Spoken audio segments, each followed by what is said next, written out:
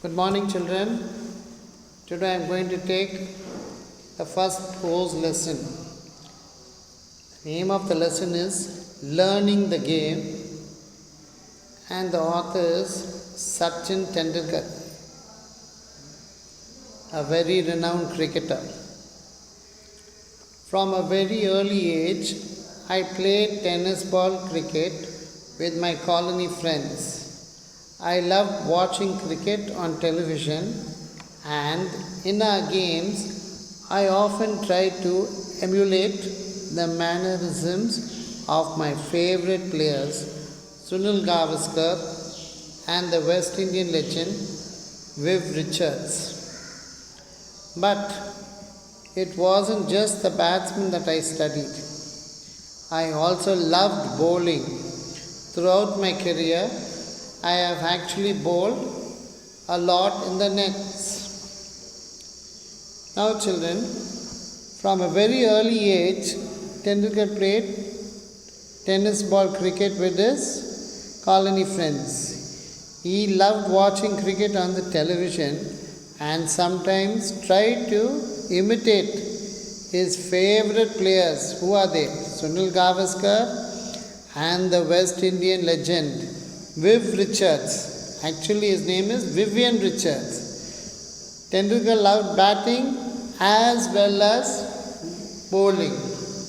I was then studying in the New English School, Mumbai. But my brother Ajit knew that compared to other schools in Mumbai, Sharda Ashram Vidya Mandir, where Ramakant Acharya sir was the cricket coach, gave due importance to the game of cricket. He ran summer camps too. Ajit one day took me to the camp to get trained under sir. Anyone could come for a trial at the camp, but then it was up to sir to decide who to accept. I was 11 years old then. Acharya sir, as I referred to him, started playing cricket at the age of 11 in 1943, which is the age I was when I went to him for the first time. Tendulkar was studying in New English School, Mumbai, but his brother Ajit knew that compared to other schools in Mumbai, Sharda Ashram Vidya Mandir gave due importance to the game of cricket. This was mainly due to their cricket coach, Ramakant Acharya. Mainly, he was always concentrating on cricket. He ran summer camps too. Ajit took Tendulkar to the camp to get him trained by sir. Anyone could go to the camp for training, but it was the final decision of sirs. Tendulkar was 11 years old, and even sir started playing cricket at the same age of 11. I had never batted in the nets before and felt somewhat overawed with so many people around. When I was asked to bat, I was not at all comfortable. With sir watching me so closely, I failed to make an impact. Sir called Ajit aside and informed him that I was perhaps too young to make the camp and suggested that he should bring me back when I was a little older. My induction into the Mumbai cricket circuit would have ended in failure, but for Ajit's insistence. Having seen me play in the colony, Ajit knew I was capable of performing far better than I had done in front of Acharya sir. He explained that I was nervous and asked sir to give me one more opportunity. However, he suggested that while doing so, sir should pretend to go away and then watch from a distance. Sir agreed.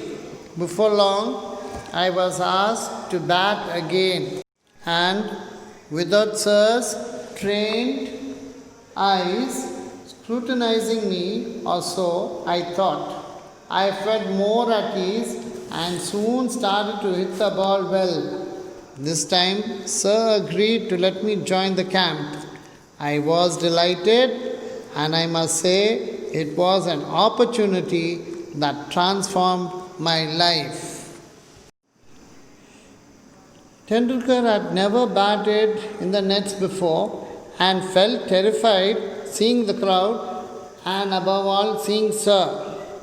Tendulkar failed to impress the coach. The coach rejected him as too small and asked him to come later. But his brother insisted that he try again and requested Sir to give him another chance and watch him unnoticed to see his performance. Likewise, Tendulkar batted again, and this time he proved his capability and was selected. This was the opportunity that changed his life. The camp involved a session every morning and evening at Shivaji Park. I would practice between 7:30 and 10:30 a.m. in the morning. Then I'd come back in the afternoon and practice till late evening. The schedule was vigorous and I would be exhausted by the end of the day. Traveling at Shivaji Park took 40 minutes from my house in Bandra, and I had to catch an early morning bus to make it on time. For the first few days, Ajit accompanied me to get me used to the routine. During the bus journeys, he would talk to me about the nonsense of batting, and I always enjoyed these conversations a lot. In fact, the one thing that I have kept with me all my career is a note that Ajit gave me containing some thoughts about batting. It served as a very personal coaching manual. The camp involved a session every morning and evening at Shivaji Park. Tendulkar practiced between 7:30 and 10:30 a.m. Then again he would practice in the afternoon till late evening. Traveling to Shivaji Park would take 40 minutes. For a few days, his brother Ajit accompanied him and used to give him a lot of tips about batting, which later was of immense use to him. As a child, I had only one set of cricket clothes, and the routine was to wash them as soon as I had returned from the morning session. While I had my lunch, the clothes would dry out in the sun, and I would wear them again in the afternoon. The pattern was repeated in the evening so that I could use the same set of clothes the following morning. The system worked well apart from my pockets. There was never quite enough time for the pockets to dry out completely, and for the entire duration of the camp, I played with wet pockets.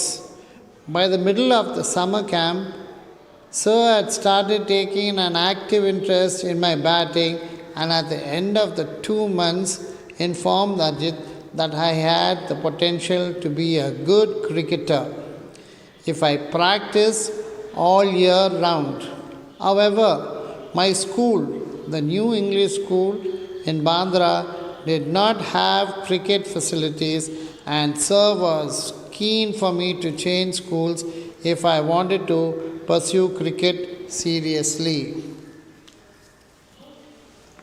As a child, Tendulkar had only one set of cricket clothes. He had to wash it as soon as he returned from the morning session and dry it for the evening session. Most of the time his pockets used to be wet, but he did not complain. However, Tendulkar managed with the wet clothes. The New English School in Bandra did not have any cricket facilities. The coach informed Ajit that Tendulkar would be a good and renowned cricketer if only he changed his school, as there was no coach in the new English school. One evening, Sir called my father and put forward his suggestion. Ajit was in the room with my father at the time, and they both accepted that it was necessary if cricket was to be my priority. My father sat me down and explained that while he did not have any objections to my changing schools, I should do so only if I was really serious about playing cricket. I assured him I was, and so it was agreed that I should move to Sharda Ashram Vidya Mandir, where Achrekar sir was the cricket coach. All my excess energies were getting channeled into cricket, which acted as a kind of safety valve. My father always said that all he wanted me to do was give it my best effort without worrying about the results. One evening, the coach spoke to Tendulkar's father, and Ajit was there, about changing his school.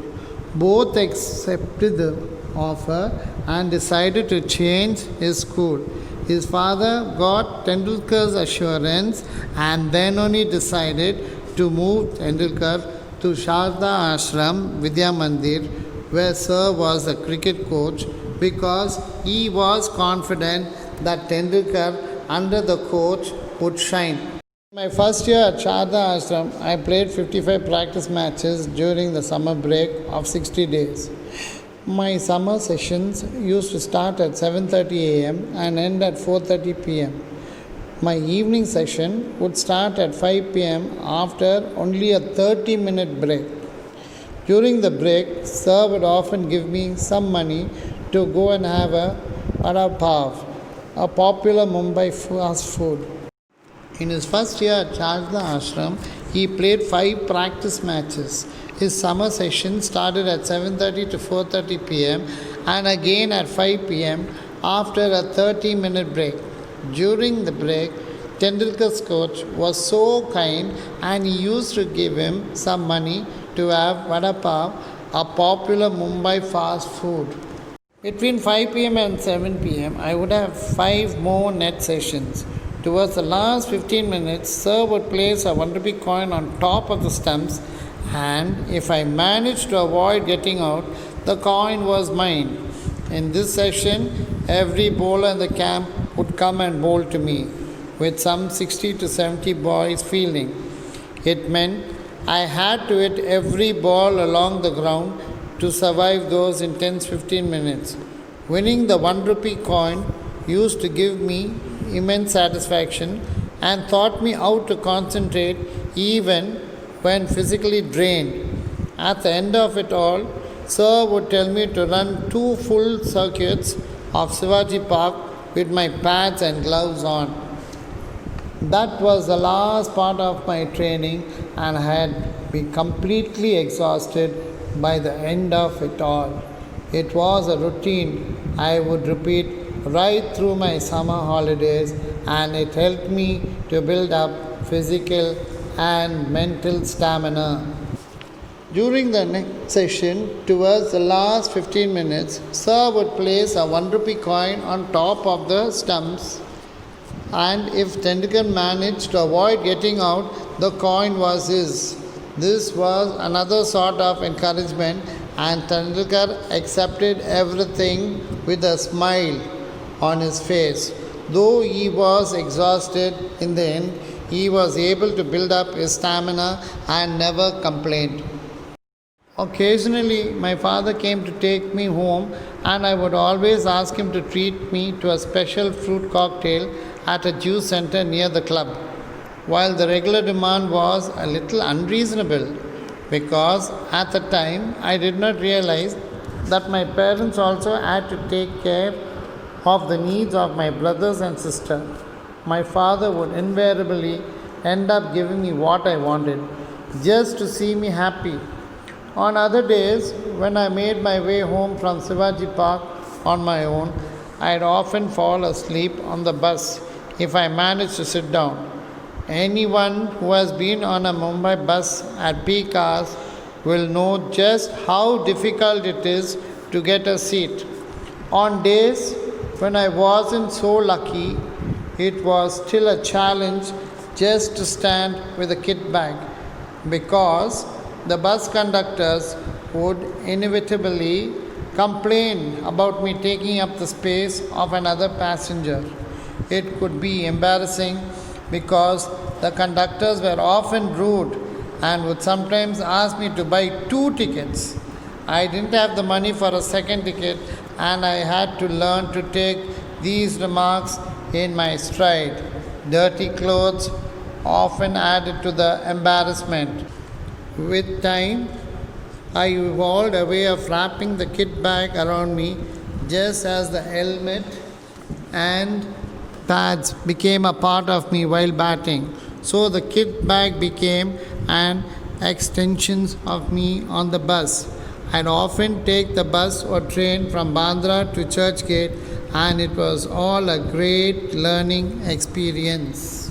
Sometimes Tendulkar's father would come to pick him up, and Tendulkar would ask his father for a special fruit cocktail which his father bought him. Sometimes he would have to travel by bus, which was indeed very difficult for Tendulkar. Mainly, the bus would be crowded, and traveling with a kit bag was hectic and provoking.